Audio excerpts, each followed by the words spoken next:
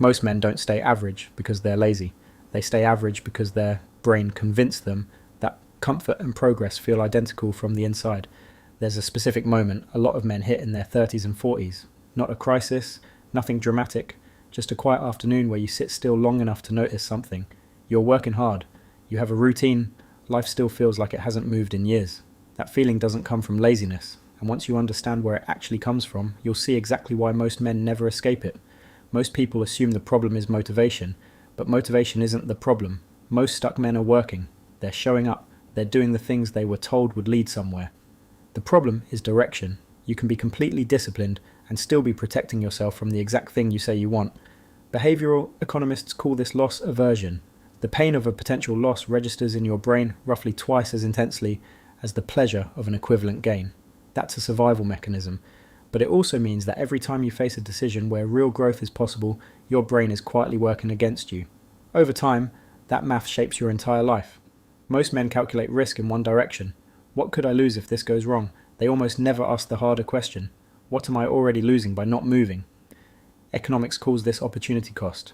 Staying in a job that stopped challenging you 3 years ago isn't neutral. It costs 3 years of momentum, 3 years of skill development, 3 years of becoming someone different. The cost is real. It just shows up quietly, in a way your brain never triggers an alarm for. Playing it safe isn't the absence of risk. It's a different kind of risk, one that charges you slowly in years instead of all at once. But knowing the cost of safety isn't enough to change anything, because the reason men stay average isn't a lack of information. It's something happening at a deeper level. Your brain is an optimization machine.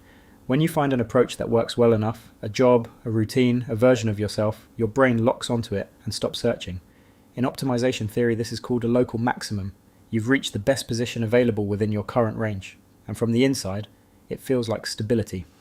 A man 15 years into the same career feels like he's in a solid position. What he can't see is that his skills stopped compounding 8 years ago. The identity he built at 28 is still running his decisions at 42, not because he chose it, because his brain found a position that worked and stopped looking for a better one. This is where most men live, not failing, not suffering, just settled into a ceiling they helped build without ever deciding to build it. Here's what makes leaving that ceiling so hard. Every time you try something genuinely new, your performance gets worse before it gets better.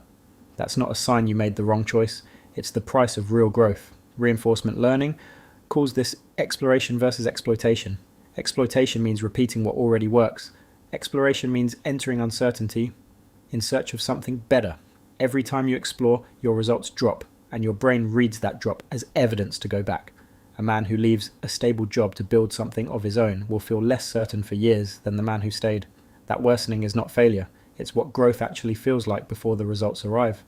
Most men pay it for a week, then retreat, and they call the retreat wisdom. They call it being realistic. But usually they're just paying the opportunity cost again in a different currency. The last piece explains why so many men quit right before their life was about to change. Most breakthroughs don't build gradually. They build invisibly. In physics, this is called a threshold effect. Energy accumulates below the surface with nothing visible to show for it, until the system crosses a critical point and everything shifts at once. Bamboo trees do this. For years, the root system expands underground while nothing appears above the surface. Then one season, the bamboo gains nearly a meter in a single day. The build-up was happening the whole time. You've probably already started building something, a skill, a different approach, a version of yourself that feels closer to what you want. At some point, you looked at the visible results, decided the invisible work wasn't working, and went back to what you knew, but the threshold hadn't broken yet. When you left, you reset the clock. This is the actual reason most men stay average, not laziness. They exit the threshold phase every single time, right before the surface breaks. Underneath all of this is something most men never say out loud. If you never fully commit, you never fully find out what you're capable of. And not knowing is its own kind of shelter. A lot of men at 40 are quietly protecting themselves from one specific answer. Because if you always had one foot out, one excuse ready, the question stays open. You can still carry the story that you could have, if you'd really tried. Staying average, for a lot of men, is about preserving that possibility. It works perfectly, right up until the day it doesn't.